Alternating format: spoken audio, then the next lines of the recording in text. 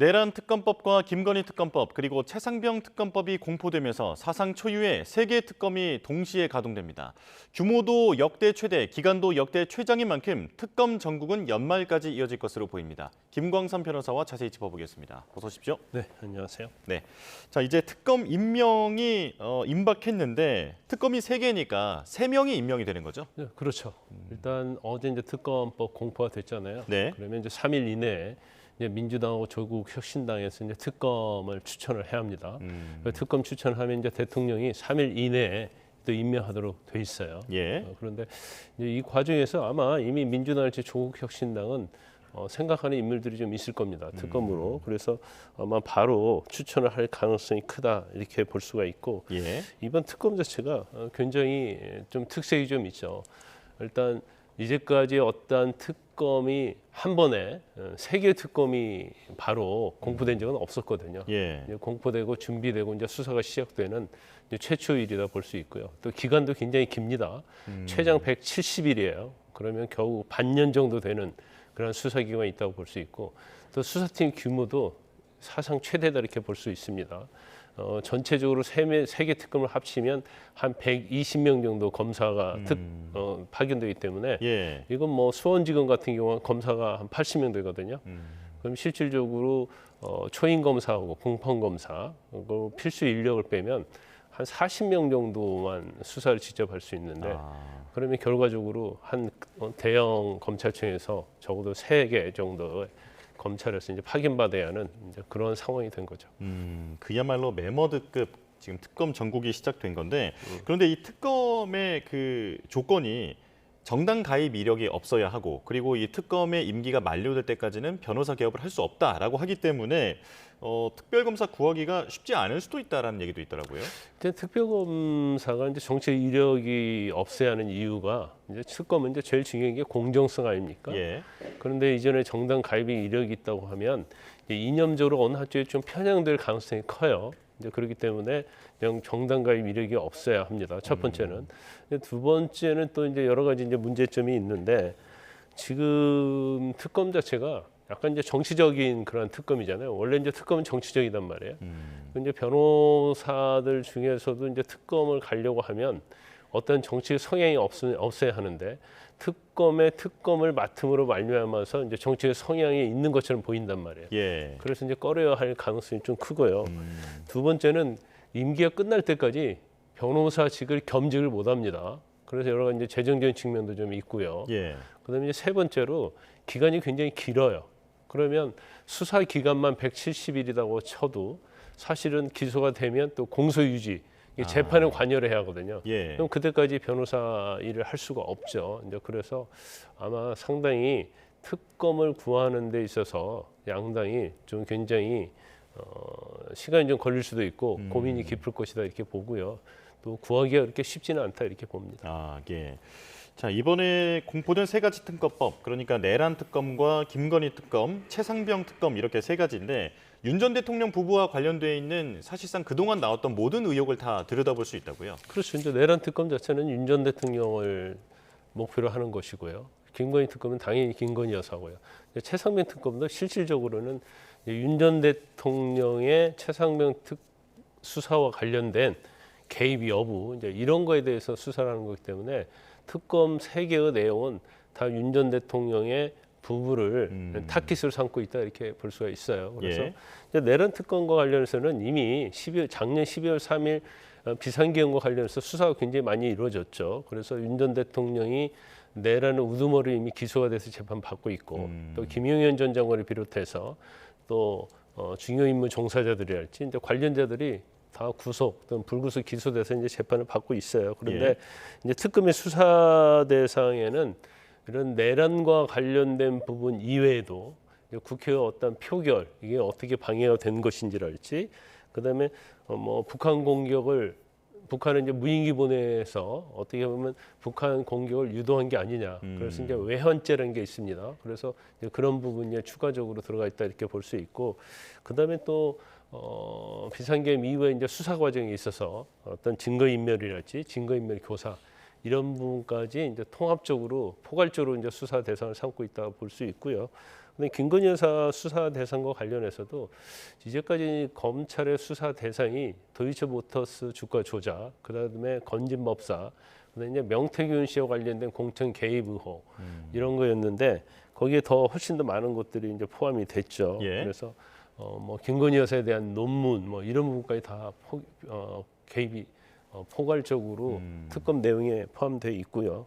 그다음에 이제 최상병 특검은 뭐 제가 아까 말씀드린 것처럼 윤 전 대통령을 주로 타깃을 삼는 그런 특검법이다 이렇게 볼 수 있습니다. 그래서 최상병 사건과 관련해서 그 당시 수사단장에게 어떤 압력을 가했느냐, 또 그 과정에서 윤 전 대통령이 개입을 했느냐, 그다음에 임성근 전 해병대 1사령관과 관련된 부분, 사단장과 관련된 부분, 뭐 이런 것들이 다 이번 특검의 이제 핵심이다 이렇게 볼 수 있습니다. 네.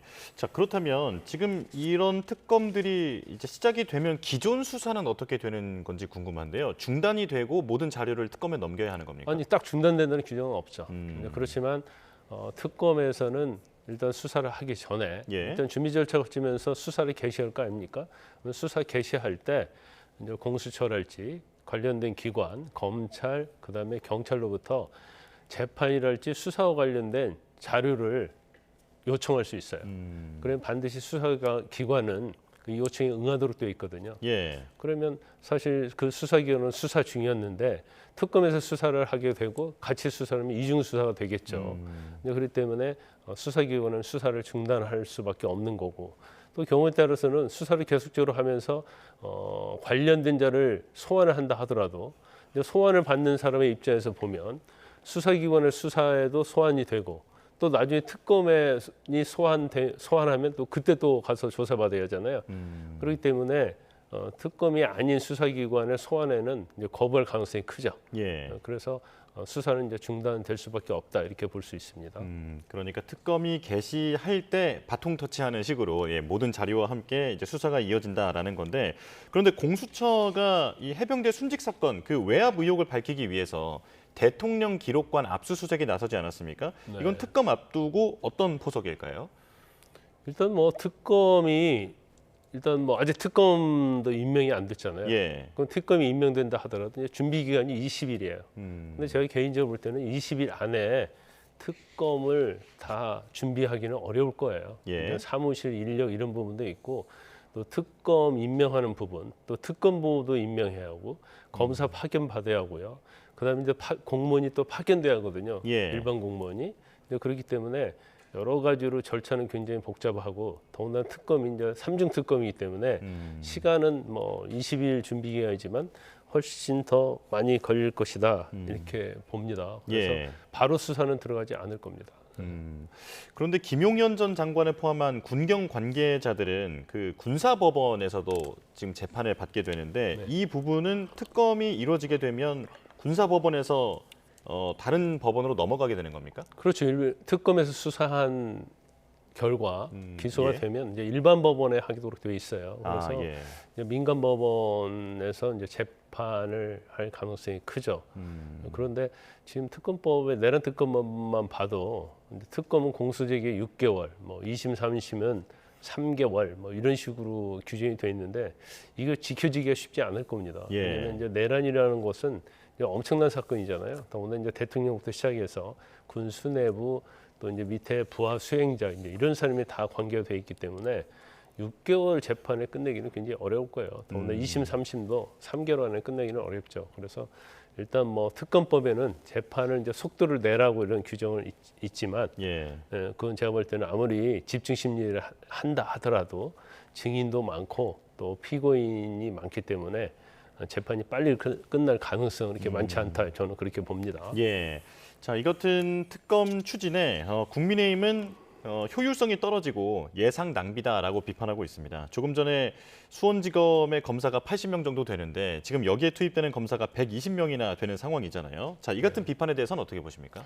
이제까지요. 이제 BBK 특검이랄지 이제 국정농단 특검 몇을 제외하고는 사실 특검 자체가 성공적인 결과를 낸 적이 거의 없습니다. 물론 이제 드루킹 사건 특검 같은 경우도 예외적으로 낼 수 있었죠. 그래서 지금 제가 볼 때 이제 최상병 특검하고 김건희 특검 자체는 이전에 뭐 일부 검찰에서 경찰에서 수사한 것은 있지만 이제 새로 시작하는 거거든요. 그래서 그 이제 결과를 좀 지켜봐야 한다 이렇게 볼 수밖에 없는데 예. 내란 특검과 관련해서는 본질적으로 12월 3일 날 비상계엄 특검과 관련된 내란의 관련자들, 공범자들은 다 기소가 돼 있거든요. 그래서 추가적으로 수사한다 하더라도 뭐 증거인멸이랄지 여러 가지 체포에 대한 방해랄지 이런 약간 격가지적인 거 이제 그런 것들밖에는 사실은 들춰내기 수밖에 없을 것이다 이렇게 봅니다. 그래서 실질적으로 지금 그런 부분도 이제 검찰, 경찰 또 공수처 수사를 하고 있거든요. 그래서 원래는 이제 이 수사의 결과를 봤는데 수사의 결과가 미흡하다랄지 아니면 공정성에 문제가 있다랄지 하면 사실 이제 특검의 어떤 보충성, 공정성에 의해서 특검을 해야 하는데 이번에는 좀 굉장히 빨리 진행되는 경우다 이렇게 볼 수 있어요. 예. 자, 그 국민의힘 의원들이 반발하는 이유 중에 하나는 이 내란 특검 수사 대상에 국회 표결 방해 시도도 포함되어 있기 때문이지 않습니까? 그리고 김건희 특검에는 또 당시에 공천을 담당했던 인사들도 수사 대상이 될 수 있기 때문에 반발하고 있는 건데 이제 현역 의원들이라 하더라도 수사 대상이 되는 거죠. 그럼 당연히 되죠. 단지 구속 여부에 대해서는 이제 불체포 특권이 있기 때문에 그것은 국회 동의를 얻어야 하는 부분이고요. 근데 내란 특검 자체는 지금 뭐 민주당 측의 시각은 그 당시에 이제 국회 표결이 안 되도록 국민의힘의 일부가 여기에 이제 동조한 것이 아니냐. 예. 그러면 이제 내란 방조, 내란 공범으로 볼 수 있다. 이런 시각을 가지고 있는 걸로 보입니다. 그리고 김건희 여사 특검과 관련해서 이제 공천 문제가 있는 거거든요. 공천 자체는 대통령이 하는 게 아니고 예. 그 당시에 뭐 공관위원장이랄지 또 위원들 이런 사람들이 다 관계가 돼 있기 때문에 저 수사를 또 본격적으로 하게 되면 경우에 따라서는 국민의힘 내부에 관계 있는 사람들이 수사 대상이 될 수 있고 또 처벌받을 가능성도 있는 거죠. 예, 그러다 보니까 국민의힘 의원의 일부는 이제 거기에 대해서 상당히 신경을 쓰고 있다 이렇게 볼 수 있어요. 네. 자, 한편 검사징계법 개정안도 의결 공포됐는데 그러니까 법무부 장관도 검사의 징계를 이 징계위원회에 보낼 수 있다라고 하는 거잖아요. 네. 자, 이건 어떤 내용인지 그리고 어떤 비판이 나오는지 정리해 주실까요? 이제 원래 검찰의 어떤 독립성 또 권력으로부터 독립 네. 이게 사실은 뭐 우리나라 독립 이후에 많은 논란이 있었잖아요. 그래서 이제 검찰청법이랄지 이제 전체적인 법으로 따지면 검사에 대한 징계는 이제 검찰총장이 하도록 되어 있고요. 또 징계를 하면 이제 법무부에서 이걸 의결을 합니다. 예. 그래서 법무부 자체가 징계 권한이 없어요. 그리고 지금 검찰청법에 의하면 법무부 장관은 검사의 구체적 사건에 대해서 지휘할 수 없도록 돼 있죠. 검찰총장에 대해서는 지휘할 수 있지만 그런데 법무부 장관이 검사 징계권까지 갖게 돼버리면 그러니까 의결권이 아니고 직접적으로 이제 징계 감찰할 수 있고요. 그렇게 되면은 이제 검사의 어떤 독립성에 문제가 있는 것이 아니냐. 예. 결과로 이제 법무부 장관은 어떻게 보면 정무적인 그러한 자리거든요. 그럼 이제 법무부 장관을 대통령이 임명하는데 법무부 장관이 직접적으로 검사의 징계에 관여하게 되면 이제 검사의 어떤 독립성, 수사의 독립성이 이제 유축될 가능성이 크다. 경우 때는 이제 수사 개입 가능성도 있다. 이제 이런 논란이 제기되고 있는 겁니다. 네. 자, 이재명 대통령의 과거 사법 리스크 이 부분이 지금 어떻게 진행되고 있는지도 좀 짚어보겠습니다. 공직선거법 재판에 이어서 대장동 재판도 무기한 연기가 됐는데 이게 각 재판부가 알아서 판단하는 문제긴 하지만 지금 사실상 나머지 재판도 다 연기될 것이다라는 전망이 많더라고요. 이제 헌법 84조에 이제 대통령의 내란 외환의 죄를 제외하고는 이제 소추되지 아니한다. 그런데 이제 소추의 개념이 재판 중지까지 포함되느냐 이제 이게 굉장히 논란이 있잖아요. 그런데 다수서 소수서를 주장을 하는데 사실은 뭐 그렇게 명백하지는 않아요. 그런데 사실 이제 논란이 있는데 일단은 뭐 이재명 대통령 관련된 서울고등법원 허위사실 공표죄와 관련된 파기환송심에서는 84조 이 소추받지 아니한다. 에는 재판까지 포함된다. 이제 이렇게 판단을 내리고 재판을 중단을 했죠. 서울고등법원에서 그렇게 했고요. 그러면 나머지 이제 4개 재판이 있는데 나머지 4개 재판도 사실 항소심 있는 유진교사도 똑같은 이유로 기일을 추정을 했어요. 대장동도 이제 마찬가지고요. 그래서 실질적으로는 이 84조에 대해서는 이제 시각이 다를 수 있거든요. 예. 재판 중지도 포함되느냐 포함되지 않느냐. 그런데 지금 이제 법원에서 이재명 대통령 관련된 재판부들은 84조 해석을 재판 중지도 포함된다. 이제 그렇게 해석하고 이제 기일을 추정을 하고 있기 때문에 앞으로 뭐 이 부분과 관련해서 이제 예. 헌법소원이랄지 여러 가지 법리적인 다툼이 있을 가능성이 크다 이렇게 봅니다. 예, 마지막으로 짧게 이것만 여쭤보겠습니다. 윤석열 전 대통령 측이 내일 경찰의 2차 소환에도 응하지 않겠다라고 했는데 체포까지 갈 가능성은 어떻게 보십니까? 일단 지금 뭐 4월 4일에 파면됐잖아요. 그런 이제 대통령 신분은 아니에요. 하지만 이제 대통령 애부는 받고 있는 거죠. 그런데 이제 경찰 입장에서는 이제 계속적으로 출석을 요구할 겁니다. 그러면 여러 가지 방법이 있겠죠. 첫 번째는 조사하지 않고 기소하는 방법이 있을 거고, 두 번째는 이제 서면 조사하는 방법이 있을 거고요. 그다음에 이제 범죄 혐의 자체가 너무나 명백하고 더군다나 중대하다고 한다면 이제 강제 수사할 수 있는 그런 여지가 있겠죠. 그래서 이거 자체를 뭐 강제 수사를 100%할 것이다 이렇게 보기는 좀 어려워요. 또 이전에도 이제 전 대통령에 대해서도 뭐 지금 문재인 전 대통령 관련돼서도 이제 서면 조사도 응하지 않았잖아요. 그래서 이제 불구속 기소를 했기 때문에 제가 볼 때는 이미 이제 내란죄로 구속영장이 발부돼서 구속돼서 재판 받다가 구속가 취소가 됐기 때문에 아마 그냥 계속 출석을 불응하면 이제 불구속 기소할 가능성이 굉장히 높다. 저는 그렇게 봅니다. 네, 알겠습니다. 여기까지 듣겠습니다. 김광삼 변호사와 함께했습니다. 고맙습니다.